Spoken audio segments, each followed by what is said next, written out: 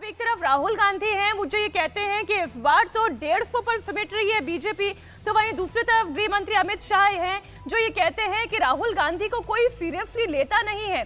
आपको हमने तस्वीरें दिखाई कैराना की। उत्तर प्रदेश के मुजफ्फरनगर की लड़ाई भी बड़ी दिलचस्प है। संजीव बालियान की साख दांव पर है। उसी मुजफ्फरनगर सीट पर आज वोटर्स में भी जबरदस्त उत्साह देखने को मिल रहा है। लोग पोलिंग बूथ पर लगातार पहुंच रहे हैं। वोटर्स के मन में क्या है, वो क्या सोचकर वोट डाल रहे हैं, एक रिपोर्ट मुजफ्फरनगर से भी देखें। मेरा नाम गिरजेश कुमार है। गिरजेश जी, आप क्या चाहते हैं जो सरकार बने, किस तरह के काम करें? देखिए, मौजूदा जो सरकार है काम अच्छा कर रही है, लेकिन थोड़ा सा एक एम्प्लॉयमेंट सेक्टर में इनका काम थोड़ा सा अभी बेरोजगारी के मामले में थोड़ा सा इम्प्रूव करे। रोड है और काफी लॉ एंड ऑर्डर वगैरह पे काफी अच्छा, पिछली सरकारों की अपेक्षा अच्छा काम हुआ है। नेता आपको कौन अच्छा लगता है?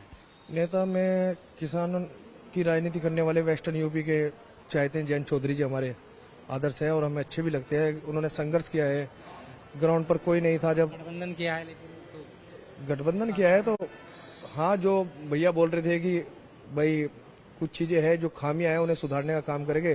चौधरी साहब युवाओं की आवाज भी उठाते रहे हैं, किसानों की आवाज भी उठाते रहे हैं। और रही देखो, टाइम तो लगता है, बाकी तो सिस्टम जो है, सिस्टम को चलाने में टाइम प्रक्रिया है।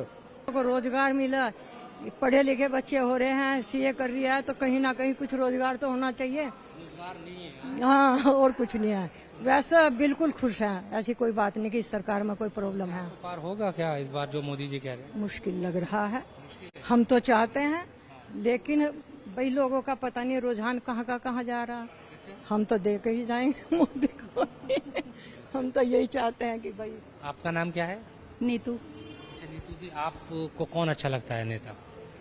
नेता तो जब कुर्सी पे बैठ जाते हैं सारे एक से हो जाते हैं लेकिन जो मतलब जो रोजगार दे बच्चों को, और जैसे सरकारी नौकरियां हैं लगी हुई और पेंशन दे दे तो और भी बढ़िया है। पहली सरकारों में तो 9 बजे के बाद निकलना ही मुश्किल रहता। ये है सबसे पहले। कौन अच्छा लगता है? नेता तो आप मोदी और योगी दो ही नेता बचे हैं पूरे देश में। ऊपर सेंटर में मोदी जी हैं और स्टेट में योगी जी हैं। हमारे 150 पार 400 पार के, इनको लेके क्या सोचते हैं? देखो जी, सरकार तो बीजेपी की बननी है। अब वो कितनी ज्यादा उससे बनेगी ये तो रिजल्ट आने पर पता चलेगा। सरकार तो निश्चित है। आपका नाम क्या है सर? सुशील कुमार। क्या करते हैं आप? कुर्सी फोल्डिंग पलंग बुनाई का। क्या आप चाहते हैं नई सरकार जो बने किस तरह की हो, क्या सोचकर वोट डालने हैं? हमारा तो यही है, मोदी सरकार ही है, बढ़िया। हाँ। अलग अलग लोगों से हमने बातचीत की है। मुजफ्फरनगर के जो वोटर है अपनी जो बात है, क्या मुद्दे हैं, महंगाई है, बेरोजगारी है और तमाम जो दूसरे मुद्दे उनको लेकर बात कर रहे हैं। उत्तराखंड की 5 सीटों पर आज वोटिंग हो रही है। पौड़ी गढ़वाल सीट से अनिल बलूनी बीजेपी के टिकट पर मैदान में है। इंडिया टीवी से बातचीत में अनिल बलूनी ने कहा कि मोदी की गारंटी पर देश को भरोसा है। बीजेपी के राष्ट्रीय मीडिया प्रभारी और पौड़ी गढ़वाल से लोकसभा प्रत्याशी अनिल बलूनी हमारे साथ बातचीत के लिए हैं। पहले उन्होंने सुबह जाकर मंदिर दर्शन किया, उसके बाद जिस तरीके से उन्होंने कहा था कि पहले मतदान फिर जलपान, तो मतदान कर लिया है, अब जलपान कर रहे हैं। सर, किस तरीके से उत्साह आप देख रहे हैं, क्योंकि आपने मतदान किया है और पूरा क्षेत्र आप घूमते हुए आ रहे हैं? देखिए, लोगों में बहुत उत्साह है और जैसे ही हम लोगों के चेहरे देख रहे हैं तो लग रहा है कमल की तरह खिले हुए चेहरे हैं।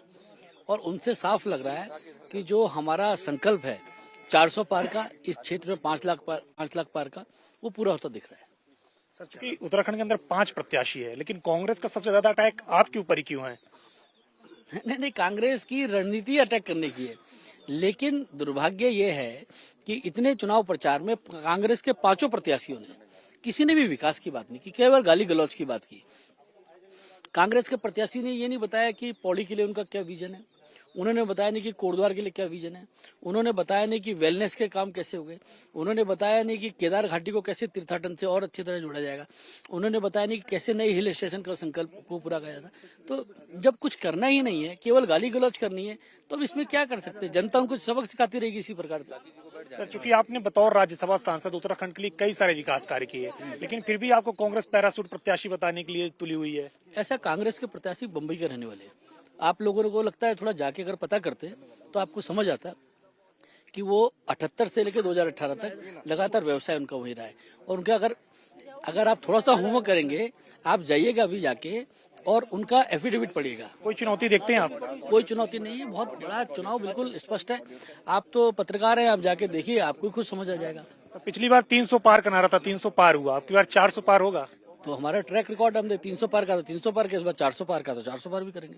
सर एक आखिरी सवाल है, बात गारंटी की बहुत हो रही है, एक तरफ प्रधानमंत्री की गारंटी है तो दूसरी तरफ राहुल गांधी कह रहे हैं हमारी भी गारंटी है।